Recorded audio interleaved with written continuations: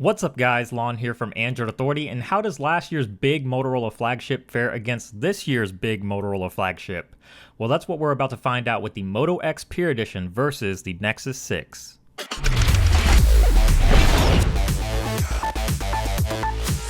It's no surprise that the Moto X Pure Edition and the Nexus 6 both share the same design language. After all, they are made by Motorola, so you have the same metal frame that wraps around the sides, the same curves along the corners and backside, and identical placement for all the buttons, ports, and front-facing speakers. Of course, you also have the signature Motorola dimple on the back for both devices, with the Nexus 6's dimple looking much like the one from the original Moto X, while the Pure Edition is being housed inside a metallic strip along with the camera. The Nexus 6, however, is obviously the much bigger phone due to not only the larger screen size, but also the much beefier side bezels over the Pure Edition's thinner and sleeker bezels. Neither one is exactly small by any stretch of the imagination, but the Pure Edition is definitely the more manageable device out of the two, and doesn't have that same unwieldy feel as the Nexus 6 when it comes to one-handed usability. The biggest difference between these two in terms of design is the color options. The Nexus 6 comes in blue and white, and that's pretty much it. The Moto X Pure Edition, on the other hand, has more color options,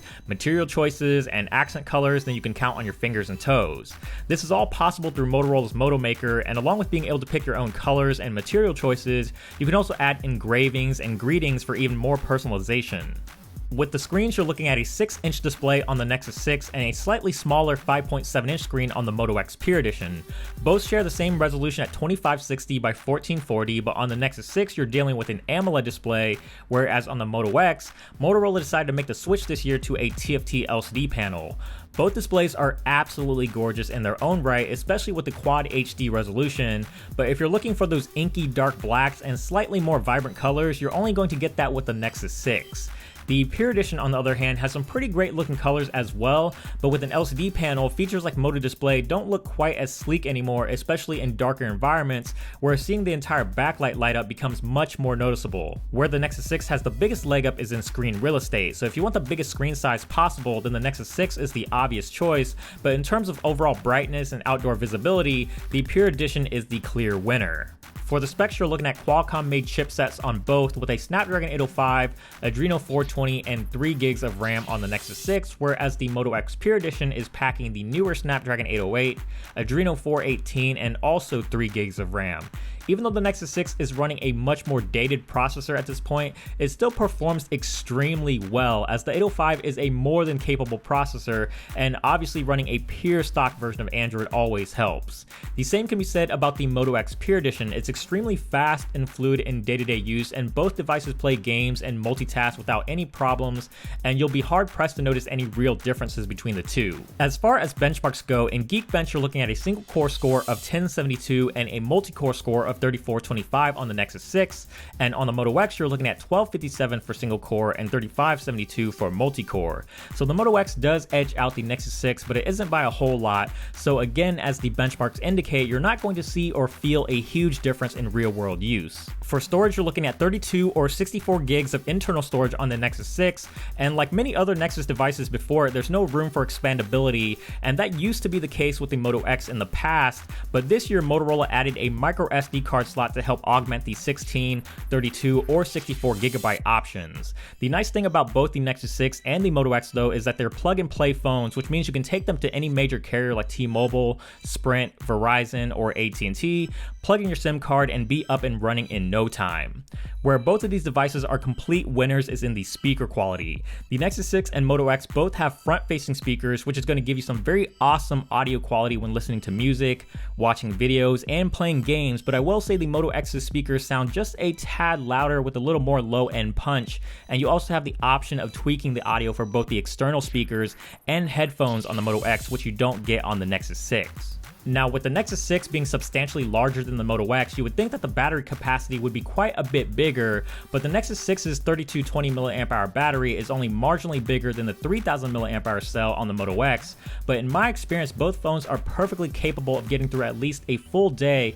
which is all you can really expect from most modern day smartphones. Both devices support Motorola's turbo charging, so when you do need to charge them, they're super easy and quick to fill up or top off, and in the case of the Nexus 6, you also have the added advantage of wireless charging, flashing, something that Motorola for some odd reason keeps omitting from the Moto X. Motorola's biggest weakness with their smartphones historically has always been the camera, and coincidentally that's always been a weakness for Nexus devices in the past, but the Nexus 6 broke that mold, and so did the Moto X Pure Edition with some very drastic improvements to both the front and rear cameras, and they even went as far as adding a front-facing flash for those dimly lit selfie shots. With the Moto X Pure Edition, you have a 21 megapixel sensor with phase detection autofocus and a dual tone LED flash, while on the Nexus 6 you're looking at a 13 megapixel sensor with an LED ring flash and optical image stabilization. As far as megapixels go, obviously there's more room for zooming and cropping on the Moto X, but as we all know by now, megapixels aren't everything when it comes to overall image quality, and if you're just sharing these images to social media, you're not going to notice too much of a difference.